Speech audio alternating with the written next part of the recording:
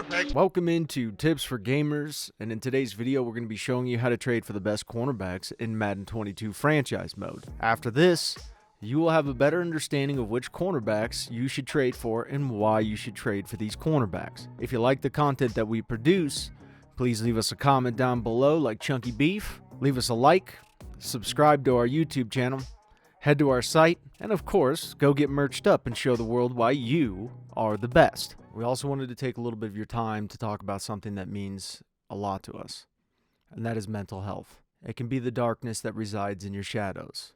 Find this darkness and set forth a voyage to conquer it. Everyone has it to some degree, so you are not alone. Set to conquer it like you have conquered Madden. Act as if it is some form of a rebuild, and make sure that every position in your mind is balanced. Life is a game that we can all win at in the very end. And this may not mean much to you, but T4G believes in you. Be the most honorable and best you that you can become. Do what's right even when no one is looking. That includes doing what is best for yourself. And whatever you do, never give up. Fight for yourself as if you would fight for someone that you hold dearest to you. Love yourself.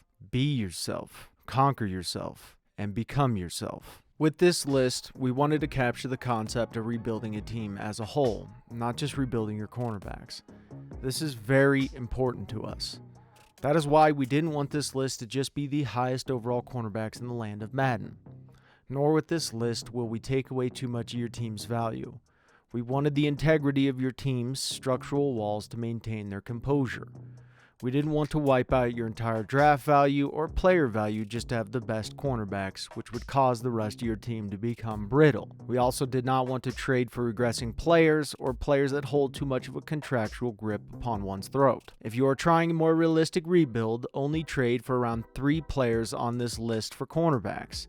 Add more if you need to replace your safeties. If you are in a legendary build, then we suggest you do not stop until you feel satisfied with your result. To have a great rebuild, one must be willing to accept that they need to fine-tune every aspect of the team without letting emotion guide their decisions. This is very important. Rebuilding a legendary team is like tuning a car engine. It is about getting the most out of every section of the engine, having each piece do its part with precision and great accuracy.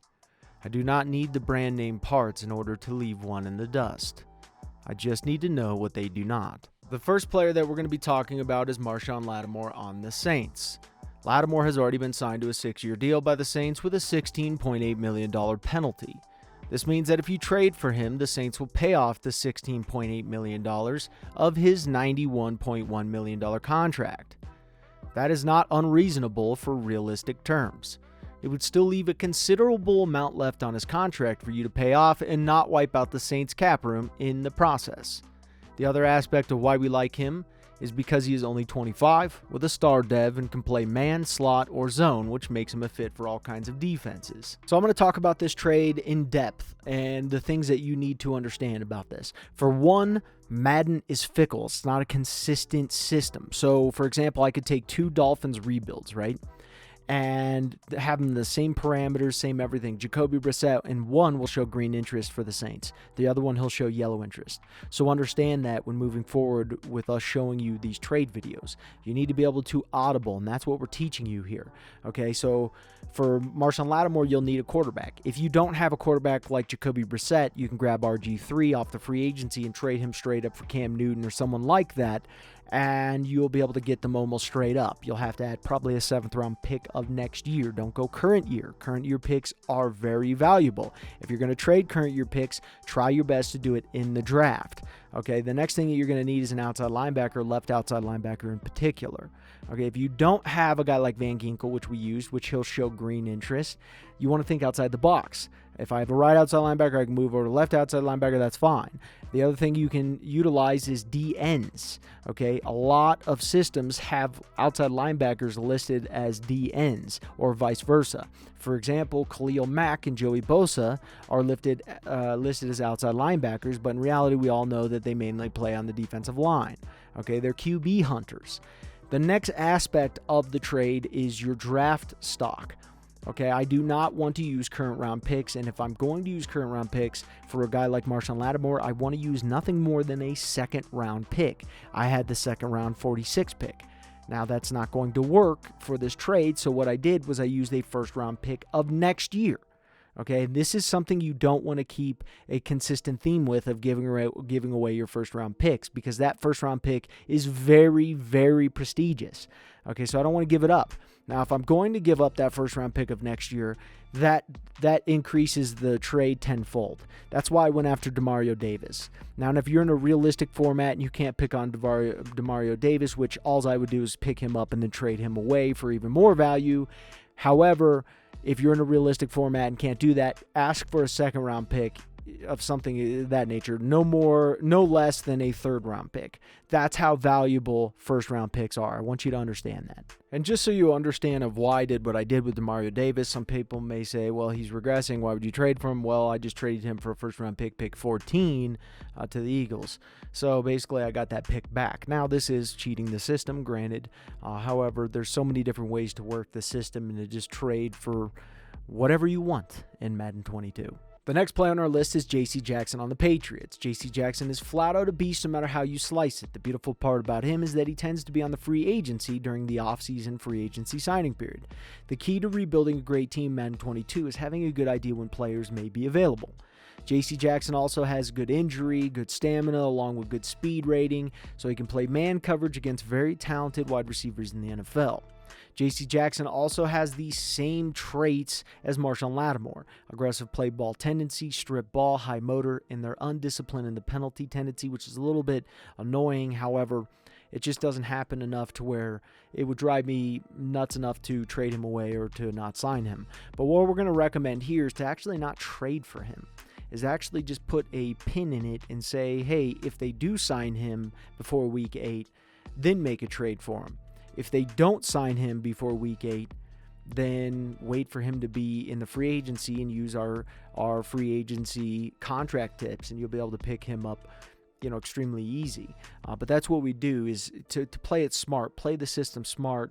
Don't fall into the system's hands. I'm going to wait and just keep an eye out for what happens with J.C. Jackson, and then I'll make my move. The next play on our list is Shaquill Griffin on the Jaguars. Shaquill Griffin has a lot of positive ratings, such as a good injury rating, good stamina rating, along with great speed. His traits are decent. He has a high motor and has a disciplined penalty tendency. And one other thing you want to realize is he was signed to a 3-year deal, and you can see the total bonus is $24.5 million. Total salary is $15.4. And what you're going to see is that in his penalty, most of it is paid off, which is the $24.5 million. So if you actually do trade for him, you're going to be able to get almost all of his contract taken off. And you can see his speed there, 94, 93 acceleration, 88 agility.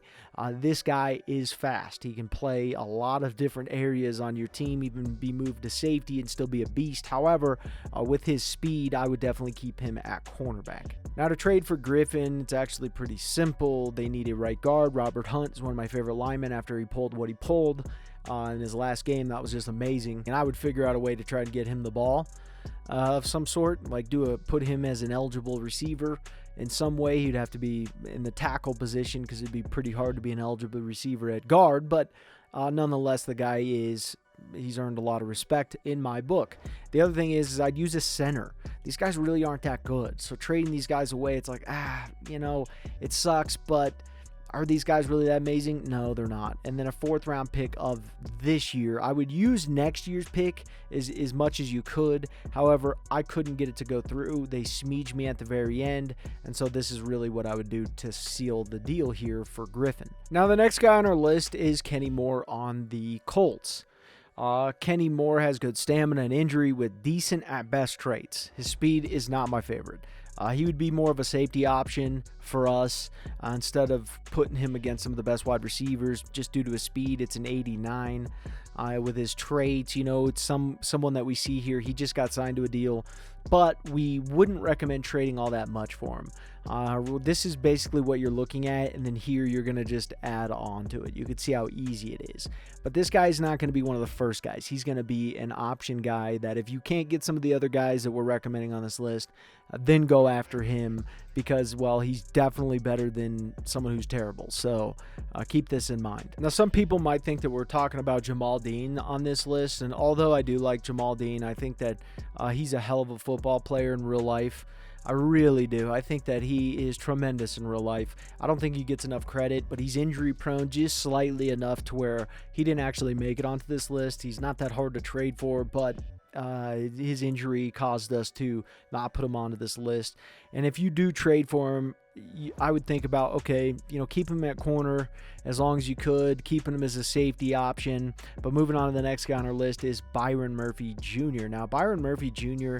is pretty talented across the board. He's got very loose ankles for only having an 89 speed.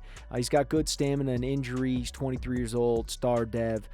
He fits that bill of he's easy to trade for just due to the fact that he is not a high overall, and he's not a rookie. Okay, so it goes into our 1-year pro trading method.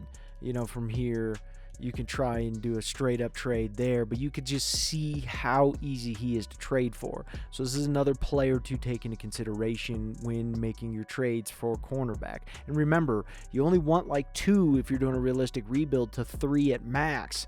You don't, unless of course you're trying to get your safeties replaced too, then we'd recommend going after cornerbacks.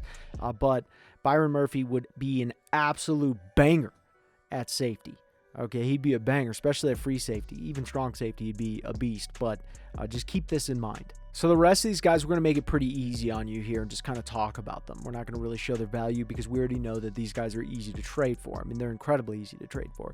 A.J. Terrell Jr. out of Clemson. Shout out to all the people who love Clemson. Good injury, good stamina. He's got a great development. He can play man coverage, zone coverage, slot, good speed, 6'1", 195. You can see that this guy is a beast, conservative in his play ball tendency. I'd rather it be a little bit more aggressive. He's got a high motor. He's balanced in the penalty tendency. Not too bad there. Now, Jalen Johnson, he's a decent option here, but the only issue with him is his injury. However, it's kind of a weird situation going on here, which is toughness is a 95, which is actually incredibly high. So what that means, if he does get injured, he's going to come back quicker. So it's kind of a catch-22 there. It's a little bit weird, but decent there. Desmond King really wouldn't work on him. Sean Murphy Bunting is a good option out of Central Michigan.